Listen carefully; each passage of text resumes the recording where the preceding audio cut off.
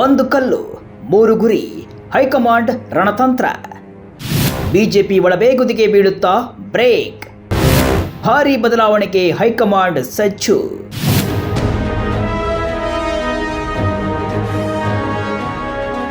ಕರ್ನಾಟಕ ಬಿಜೆಪಿಯಲ್ಲಿ ಬಣ ರಾಜಕೀಯ ಹೊತ್ತಿ ಉರಿತಾ ಇದೆ. ತಾರಕಕ್ಕೇರುತ್ತಿರುವ ಬಿಜೆಪಿ ಒಳಬೇಗುದಿಗೆ ಬ್ರೇಕ್ ಹಾಕಲು ಹೈಕಮಾಂಡ್ ಕೊನೆಗೂ ಮುಂದಾಗಿದೆ. ರಾಜ್ಯ ಘಟಕದಲ್ಲಿ ಆಮೂಲಾಗ್ರ ಬದಲಾವಣೆಗಾಗಿ ಹೊಸ ತಂತ್ರಗಾರಿಕೆಯನ್ನ ಹೈಕಮಾಂಡ್ ರೂಪಿಸಿದೆ. ಅಲ್ಲಿಗೆ ಒಂದು ಕಲ್ಲಿಗೆ ಮೂರು ಗುರಿ ತಲುಪಲು ಹೈಕಮಾಂಡ್ ಸಜ್ಜಾಗಿದೆ. ಈಗಾಗಲೇ ರಾಜ್ಯ ಘಟಕದ ಅಧ್ಯಕ್ಷ ಸ್ಥಾನಕ್ಕೆ ಚುನಾವಣೆ ನಡೆಯುವುದು ಬಹುತೇಕ ನಿಶ್ಚಿತಗೊಂಡಿದೆ.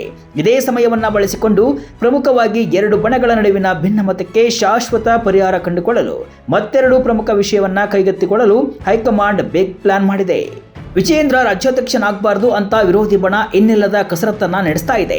ಇದರ ಮಧ್ಯೆ ಬಿಜೆಪಿ ರಾಜ್ಯಾಧ್ಯಕ್ಷ ಹುದ್ದೆಗೆ ಚುನಾವಣೆ ನಡೆದರೆ ಸೋತ ಬಣಕ್ಕೆ ಹಿನ್ನಡೆಯಾಗುವುದು ಸಹಜ. ಅದಾದ ನಂತರ ಮತ್ತೆ ಭಿನ್ನಮತೀಯ ಚಟುವಟಿಕೆಯಲ್ಲಿ ತೊಡಗಿಸಿಕೊಂಡ್ರೆ ಎನ್ನುವ ಭೀತಿ ಹೈಕಮಾಂಡ್ಗೆ ಎದುರಾಗಿದೆ. ಹಾಗಾಗಿ ಎರಡೂ ಬಣವನ್ನ ವಿಶ್ವಾಸಕ್ಕೆ ತೆಗೆದುಕೊಂಡು ಹೋಗಲು ಹೈಕಮಾಂಡ್ ನಿರ್ಧರಿಸಿದೆ. ರಾಧಾ ಮೋಹನ್ ದಾಸ್ ಅಗರ್ವಾಲ್ ಅವರ ಉಸ್ತುವಾರಿ ರಾಜ್ಯ ಬಿಜೆಪಿ ಘಟಕದಲ್ಲಿ ಅಷ್ಟೇನೂ ಪರಿಣಾಮವನ್ನ ಬೀರ್ತಾ ಇಲ್ಲ. ಜೊತೆಗೆ ಕೆಲವು ದಿನಗಳ ಹಿಂದಿನ ಅವರ ಭೇಟಿ ರಾಜ್ಯ ಬಿಜೆಪಿಯಲ್ಲಿ ಇನ್ನಷ್ಟು ರಂಪ ರಾಮಾಯಣವಾಗಲು ಕಾರಣವಾಯಿತು. ಜೊತೆಗೆ ಯತ್ನಾಳ್ ಮತ್ತು ರಮೇಶ್ ಜಾರಕಿಹೊಳಿ ಅವರನ್ನ ಬಹಿರಂಗವಾಗಿಯೇ ಪಕ್ಷಪಾತಿ ಅಂತ ದೂರಿದ್ರು. ಹಾಗಾಗಿ ಈ ಬಾರಿ ಕೇಂದ್ರ ಕೃಷಿ ಸಚಿವ ಮತ್ತು ಮೋದಿ ಕ್ಯಾಬಿನೆಟ್ನ ಚಾಣಾಕ್ಷ ರಾಜಕಾರಣಿ ಅಂತ ಕರೆಯಲಾಗುವ ಶಿವರಾಜ್ ಸಿಂಗ್ ಚೌಹಾಣ್ ಅವರನ್ನ ಸಂಧಾನ ಸೂತ್ರದ ಮೂಲಕ ಬೆಂಗಳೂರಿಗೆ ಕಳುಹಿಸಲು ನಿರ್ಧರಿಸಲಾಗಿದೆ ಎನ್ನುವ ಮಾಹಿತಿ ಇದೆ. ರಾಜ್ಯಾಧ್ಯಕ್ಷರ ಬದಲಾವಣೆಯ ಜೊತೆಗೆ ಕೋರ್ ಕಮಿಟಿಯಲ್ಲಿ ಬದಲಾವಣೆ ತರಲು ನಿರ್ಧರಿಸಲಾಗಿದೆ. ಅಧ್ಯಕ್ಷ ಚುನಾವಣೆಯಲ್ಲಿ ಸೋತವರಿಗೆ ಚಾನ್ಸ್, ಕೋರ್ ಕಮಿಟಿಯಲ್ಲಿ ಸೇರಿಸಲು ಹೈಕಮಾಂಡ್ ಪ್ಲಾನ್. ಹೌದು, ಈಗಾಗಲೇ ವಿಜಯೇಂದ್ರ ಹಾಗೂ ಯತ್ನಾಳ್ ಟೀಮ್ ನಡುವೆ ರಾಜ್ಯಾಧ್ಯಕ್ಷ ಸ್ಥಾನಕ್ಕಾಗಿ ಭಾರೀ ಪೈಪೋಟಿ ನಡೀತಾ ಇದೆ. ವಿಜಯೇಂದ್ರ ಯಾವುದೇ ಕಾರಣಕ್ಕೂ ಮತ್ತೆ ರಾಜ್ಯಾಧ್ಯಕ್ಷ ಸ್ಥಾನಕ್ಕೆ ಆಯ್ಕೆ ಆಗಬಾರದು ಅನ್ನೋದು ಯತ್ನಾಳ್ ಉದ್ದೇಶ. ಹೀಗಾಗಿ ರೆಬಲ್ ಟೀಮ್ನಿಂದ ಒಬ್ಬರನ್ನ ಅಧ್ಯಕ್ಷ ಸ್ಥಾನಕ್ಕೆ ನಿಲ್ಲಿಸಲು ಪ್ಲಾನ್ ಮಾಡಿದೆ. ಒಂದು ವೇಳೆ ಇಲ್ಲಿ ವಿಜಯೇಂದ್ರ ಆಯ್ಕೆಯಾದರೆ ಮತ್ತೆ ಯತ್ನಾಳ್ ಟೀಮ್ ಸಿಡಿದೇಳುವಲ್ಲಿ ಯಾವುದೇ ಸಂಶಯವಿಲ್ಲ. ಹೀಗಾಗಿ ಬಂಡಾಯವೇಳುವ ನಾಯಕರನ್ನ ಸಮಾಧಾನಪಡಿಸಲು ಹೈಕಮಾಂಡ್ ಮಾಸ್ಟರ್ ಪ್ಲಾನ್ ಮಾಡಿದೆ.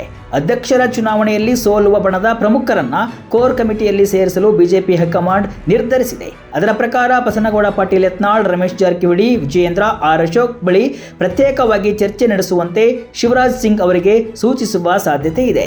ಇದಲ್ಲದೆ ಪದಾಧಿಕಾರಿಗಳ ಪಟ್ಟಿಯಲ್ಲೂ ಕೂಡ ಬದಲಾವಣೆ ತರಲು ಹೈಕಮಾಂಡ್ ನಿರ್ಧರಿಸಿದೆ.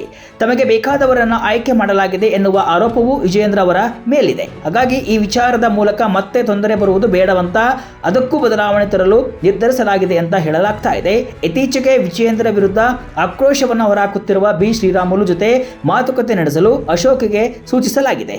ಇಲ್ಲಿ ಮನವೊಲಿಕೆಯ ನಂತರ ನಡ್ಡಾ ಮತ್ತು ಅಮಿತ್ ಶಾ ಜೊತೆ ಮಾತುಕತೆ ನಡೆಸಲು ದೆಹಲಿಗೆ ಕಳುಹಿಸುವ ಸಾಧ್ಯತೆ ಕೇಳಿ ಬರ್ತಾ ಇದೆ.